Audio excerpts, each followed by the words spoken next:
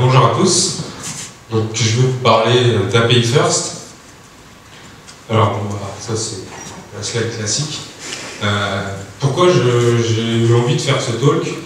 Applez Web, donc on fait des applications mobiles, ça fait maintenant plus d'un an qu'on fait ça, et on a souvent des coups de téléphone de potentiels clients qui nous disent oui, j'ai un site internet, j'ai une appli web qui fonctionne bien, je voudrais une application mobile. Et souvent dans les premières questions que nous on pose, c'est est-ce que vous avez une API? Est-ce qu'on va pouvoir accéder à vos données? Et la réponse c'est souvent c'est quoi, ou non, ou je pense pas. Et c'est souvent parce que le site web a été développé à une époque où on pensait sûrement pas qu'il y ait autant de clients comme on a à l'heure actuelle pour accéder à ces données. Maintenant on a les mobiles, bientôt on aura les objets connectés, et voilà, il n'y a pas à l'heure actuelle sur tous les sites web de quoi facilement accéder aux données. Donc, pour créer un produit en 2014, on peut utiliser l'approche API First. Alors l'approche API First, c'est donc, comme l'a dit Sébastien, de penser d'abord l'API et de créer d'abord l'API. Une des façons de faire, c'est de mettre bien à plat la vision de son produit, de savoir ce que l'on veut réellement faire dans cette application, sur ce site web, et de transformer ça en action. Si on prend l'exemple d'un utilisateur qui va devoir, une application de to-do list, l'utilisateur va devoir créer une tâche dans la to-do list, pouvoir la cocher pour dire qu'elle est terminée. Tout ça, c'est des actions, on en découle des modèles, des méthodes dont on va avoir besoin dans notre API.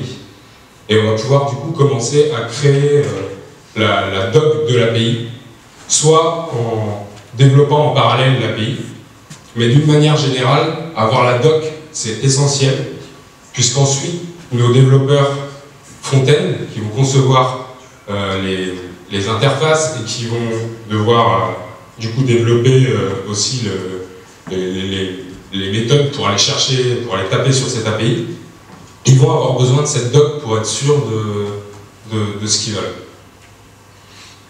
Et du coup, souvent le dev front-end il dit j'ai pas ce modèle, j'ai pas cette méthode, je peux pas faire ça, donc on reboucle et on recommence à développer des nouvelles fonctionnalités et donc la documentation, le développement, et voilà, on fait le tour.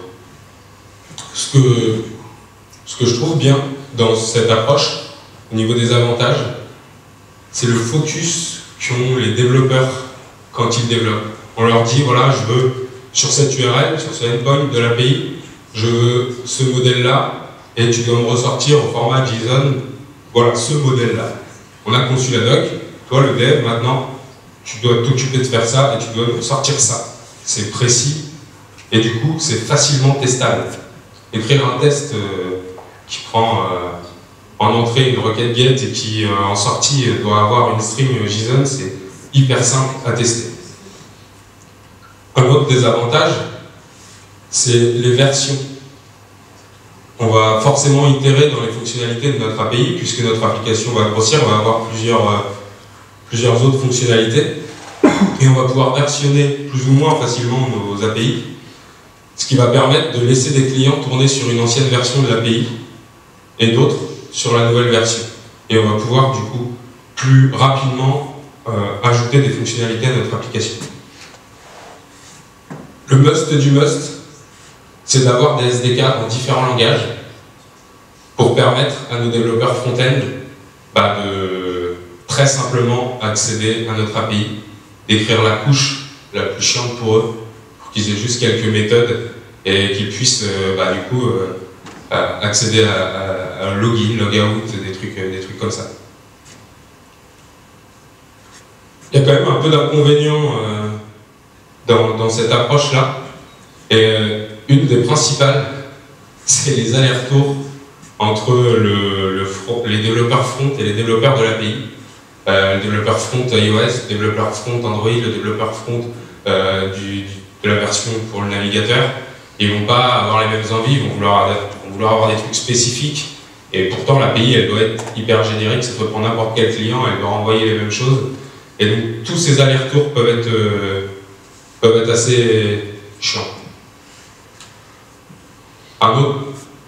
inconvénients. Après, ça dépend quelle appli on développe aussi. Mais c'est quand on développe en API First, le plus simple pour faire le front navigateur, c'est d'utiliser du Full.js, Angular ou n'importe quel autre, qui facilite l'accès justement aux API. Et ben, quand on a une application qui a des contenus, c'est pas simple de référencer, puisque les robots de Google, ils comprennent pas le JavaScript et du coup ils vont pas voir votre contenu. Peut-être qu'un jour Google tapera directement sur les API pour référencer le contenu, je sais pas trop, mais en tout cas ça fait partie des points noirs.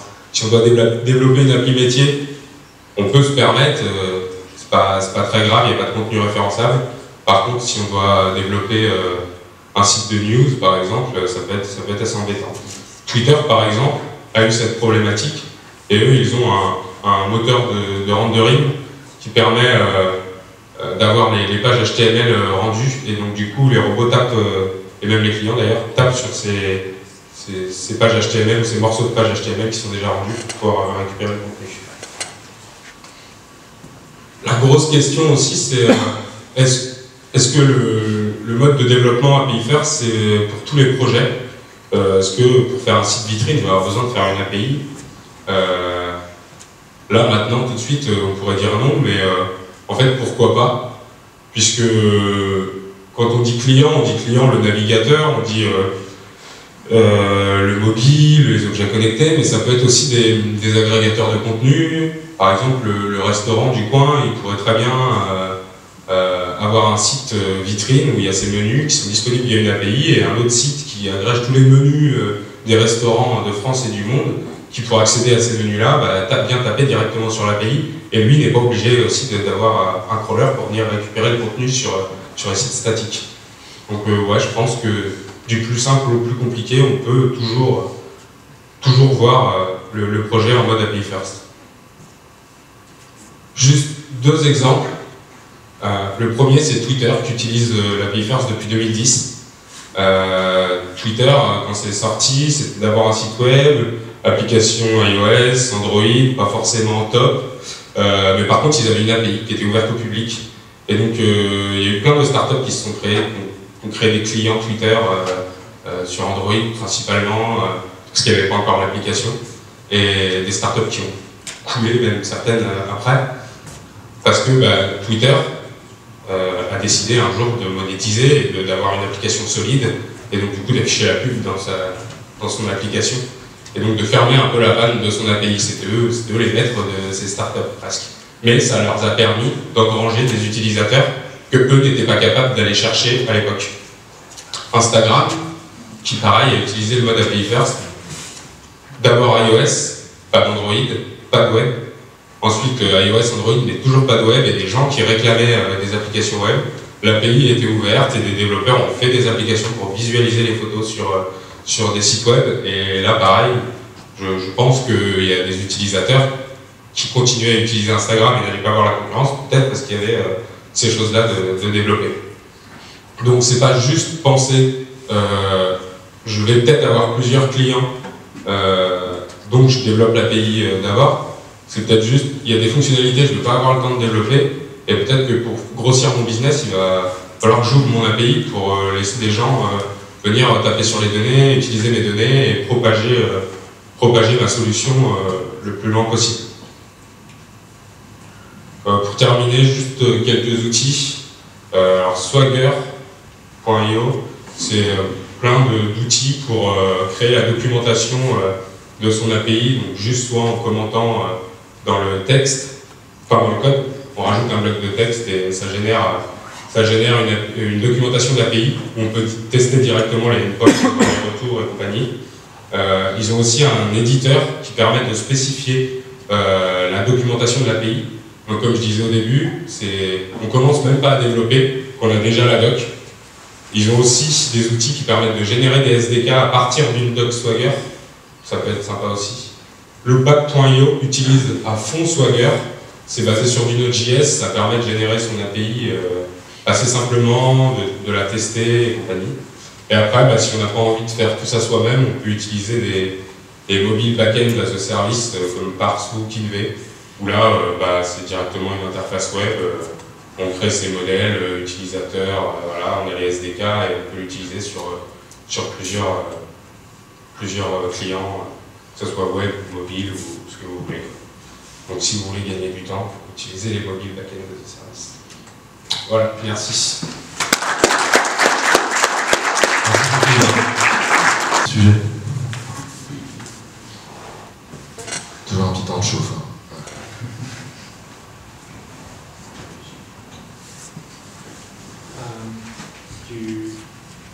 Tu as parlé du versionnage de l'API. Concrètement, comment ça se fait? Par exemple, on monte une grosse modification de métier. Comment tu peux réussir à versionner ça? Tu as 2 fois le code sur ton serveur ou En fait, il y a plusieurs, en gros 3 méthodes pour versionner l'API.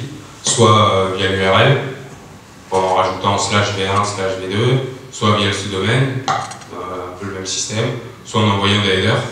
Et ouais, je suppose que là c'est pareil, tu dois vraiment avoir 2 blocs bien distincts. Je pense que tu es obligé de dupliquer le code, ou du moins les contrôleurs, certains contrôleurs, là où tu fais tes grosses modifs. Mais c'est pas le plus simple en fait, le versionnage d'API. C'est même le plus compliqué. Ouais. Ouais. Merci. Si je peux te rajouter un petit élément sur ce sujet-là, parce que j'ai été confronté il n'y a pas longtemps.